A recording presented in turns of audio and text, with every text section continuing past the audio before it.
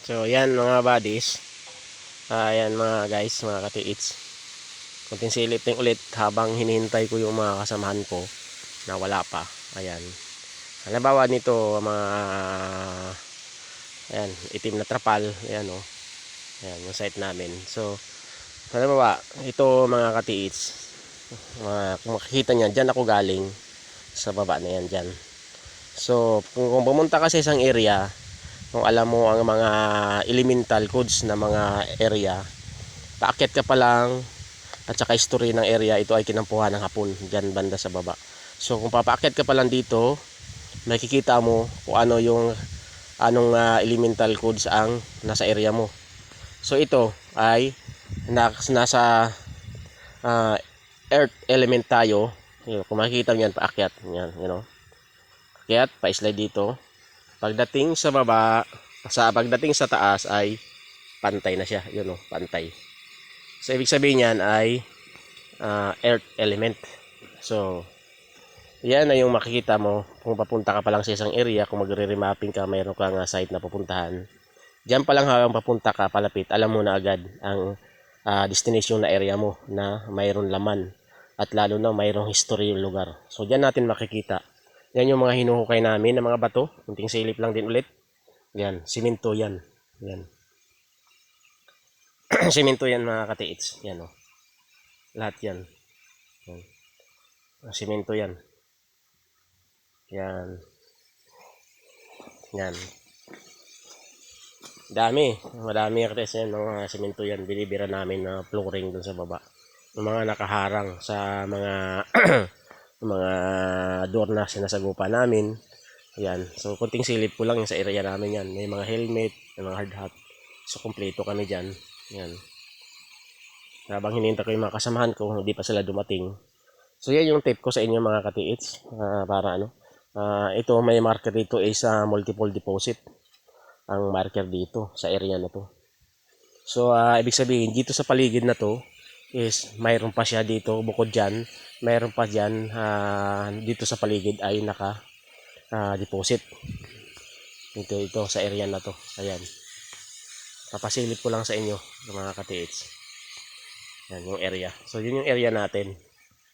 Na actually dito ako nakatutok kasi pinakausapan ako ng isang tao na kaibigan ko, natutukan tong area na to. Ayan. Kaya so nandito ako ngayon nakatutok sa area na to bago muna dyan sa mga ibang area namin, sa ibang area ko. Shout out dyan sa mga Cagayan de Oro. Hintay lang kayo dyan at pupunta ako sa Cagayan Valley. Pupunta kami dyan, pupunta ang team dyan. Bicol, tsaka Bohol. Pupunta kami dyan. Sa may San Mateo Rizal. Shout out dyan mga taga San Mateo Rizal. Hintay lang kayo dyan at pupuntaan team dyan. Matapos ko lang tong area na to. Lalo na sa Bicol. Yan. Punta kami dyan. So, hintay-hintay lang kayo. Kasi, at saka Pangasinan. Shout out pala sa Pangasinan. Mga team Parsyar. Shout out dyan. Team Parsyar. Ingat kayo. Update nyo lang yung mga nakukuha nyo sa akin. Para masubaybayan ko kayo dyan. Ingat lang sa yung retrieval dyan sa mga team Parsyar.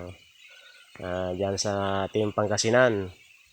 Ayan, hintay-hintay lang at tatapusin lang natin tong isang area dito na kung saan ako nakatutok.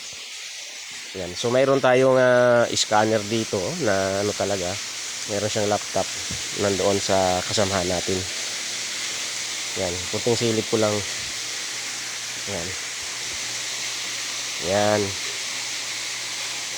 Yan yung natin, area. Ayan.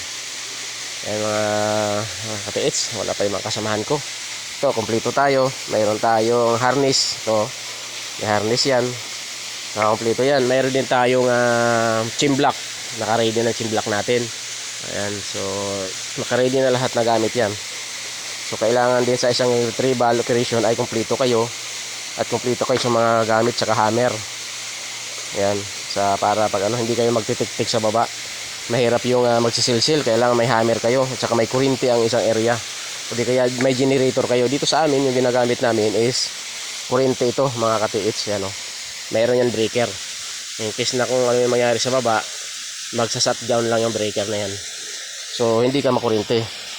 Yung sa baba, kailangan na mayroon din kayong marunong mag-installation ng kuryente sa baba. May kasamahan din dapat kayo na marunong sa mga kuryente para siya ang magbahala dyan na magkabit ng mga kuryente, ano ng mga trouble. So yan yung area natin, pasok silid ko lang. Yan.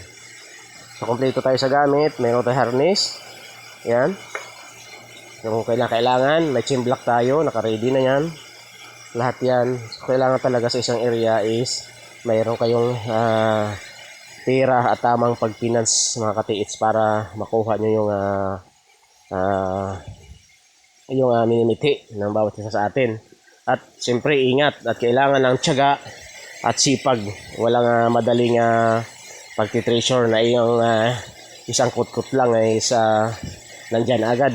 Lalo na yung mga katulad nito na mga site na mga preparation. Naka-prepare talaga to ang area na to.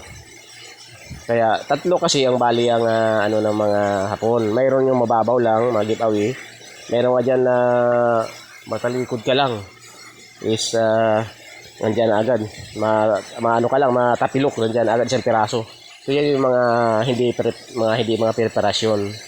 Yung may sumababaw, mga 2 feet, 2 meters may makuha agad kayo. So ito yung tinatawag na preparation, layout, secrecy, mga ginawa ng dayuhan hapon na pinibauhan na.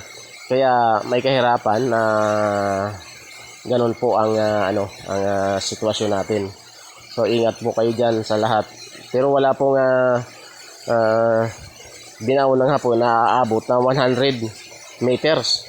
So ang pinakasagad lang po niyan is 65 meters. Hanggang sa volume po yan. Yan po ang tip ko sa inyo. 65 meters lang po hanggang volume.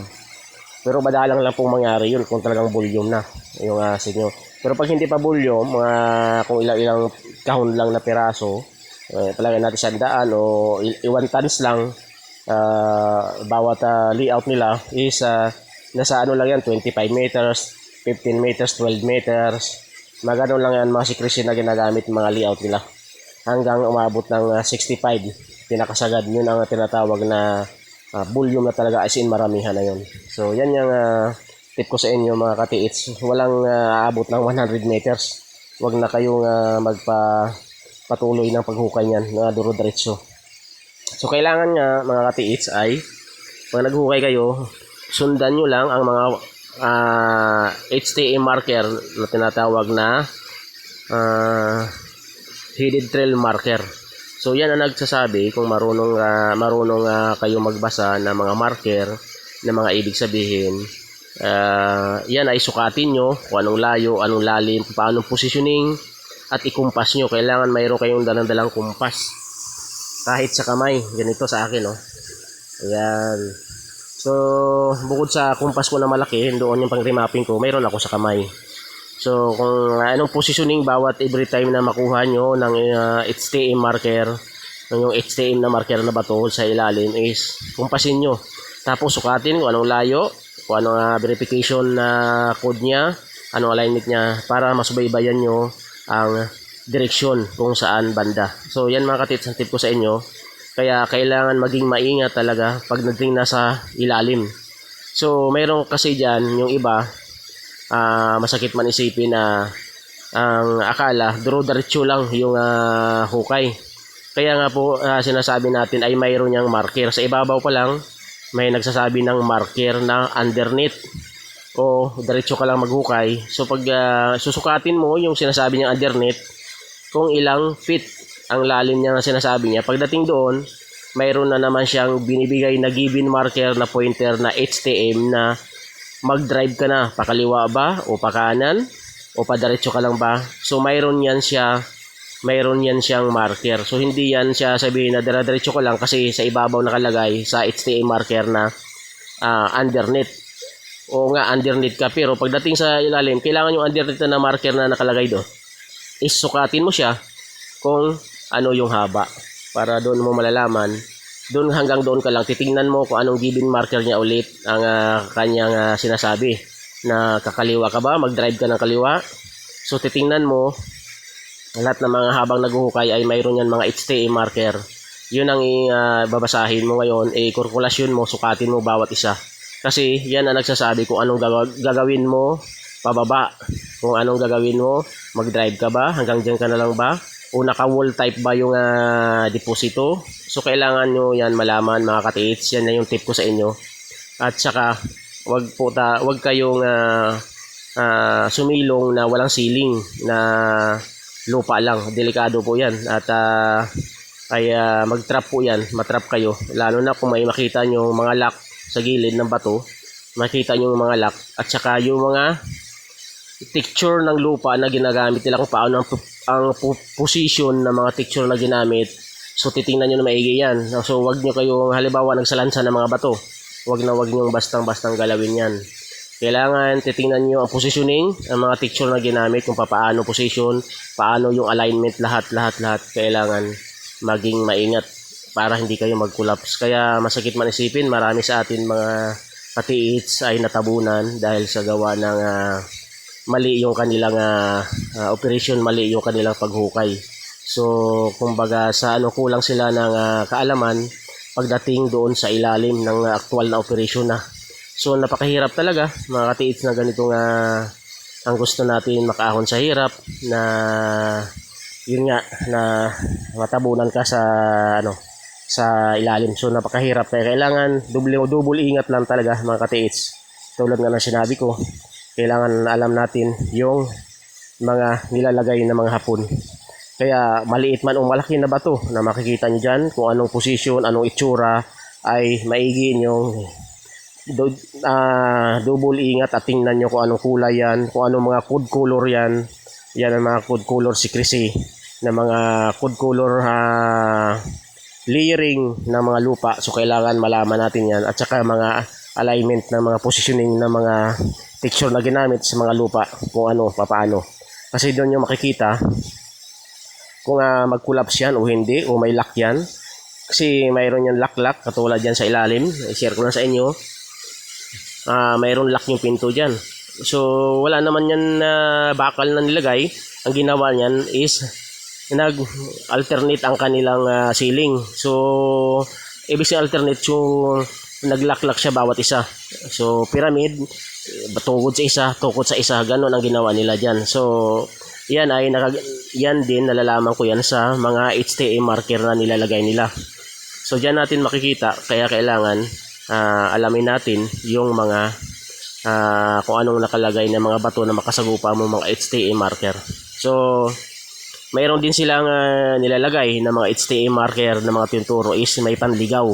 So hindi kanila dadalhin mismo doon sa doon sa mismong area ng pinaglalagyan. So kailangan maigi mo yan tingnan at na alam mo yung paano mo yan babasahin.